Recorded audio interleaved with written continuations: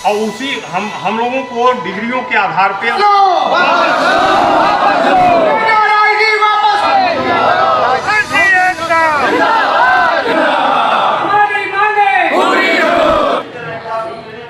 Sir क्या मामला है जो आज यहाँ पे लोग आप लोग इकट्ठा हुए? हम लोग 1/9/2025 से यानी विगत 1 महीने 6 दिन से हड़ताल पे हैं। हम लोग काम नहीं कर पा रहे हैं, नहीं कर रहे हैं अपनी मांगों को लेकर के। ये हमें इस कार्य में काफ़ी कठिनाइयाँ हैं। ये ऑनलाइन अनिवार्य कर दिए हैं श्रीमान नियंत्रक महोदय, जो कि हम लोगों से संभव नहीं है। ऑनलाइन फिजिकल वर्क है, फिजिकल वर्क ऑनलाइन संभव नहीं है। फिजिकल ऑनलाइन करने में काफ़ी कठिनाई आ रही है, इसीलिए हम लोगों से मिल भी नहीं रहे हैं, न हमारी बातों को सुन रहे हैं, हमारी कठिनाइयों को सुन भी नहीं रहे हैं, जबकि हेड ऑफ डिपार्टमेंट हैं, यही हमारे विभाग के मुखिया हैं।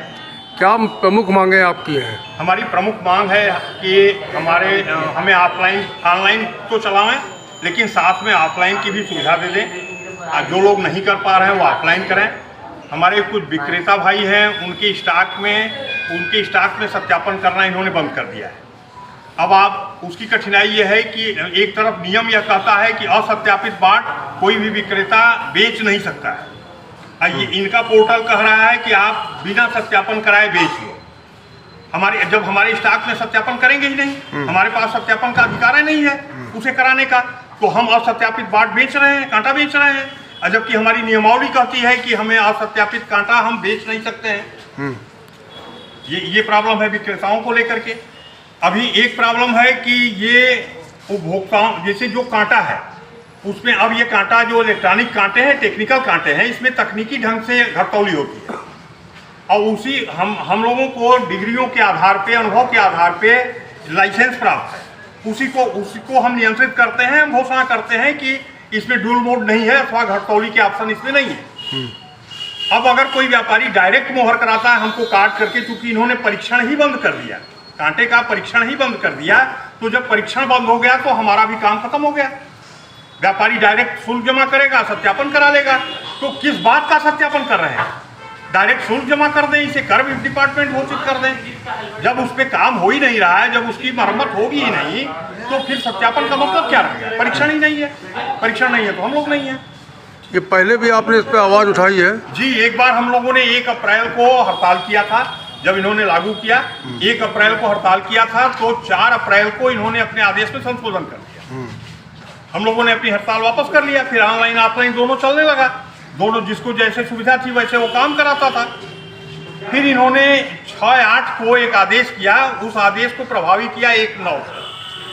तो 1/9 से जब प्रभावी किया तो वही, क्योंकि हमारी जो कठिनाइयाँ थी, जिन कठिनाइयों, अगर वो कठिनाइयाँ इनकी नज़र में आई तब तो इन्होंने 4/4 को आदेश को वापस किया, संशोधित किया।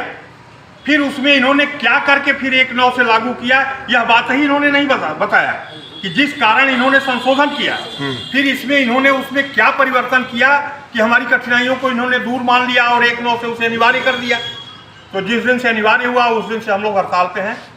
आज जैसे आप यहाँ प्रदर्शन कर रहे हैं, तो अगर मान लीजिए आपकी मांग नहीं मानी जाती है तो अगला कदम आपका क्या होगा? हम लोग ऐसे ही विरोध प्रदर्शन करते रहेंगे जब तक हमारी मांगें नहीं मान ली जाएंगी। आप लोगों के माध्यम से हमारी बातें शासन तक भी जाएंगी। या नहीं सुन रहे हैं, सरकार सुनेगी। अगर कोई नहीं सुनेगा तो हम लोग तो एकदम निचले पायदान पे आते हैं। हम बाट माप के मरम्मत करता है, रिपेयरर है। हमारी औकात क्या है? हम लोगों की संख्या भी पूरे प्रदेश में 4000-5000 है। पूरे विक्रेता डीलर सारे मिला करके हम 10,000 की संख्या में भी नहीं है। क्या सुनी जाएगी हमारी बात? हम एक जिले में 30, 40, 35 की संख्या में है।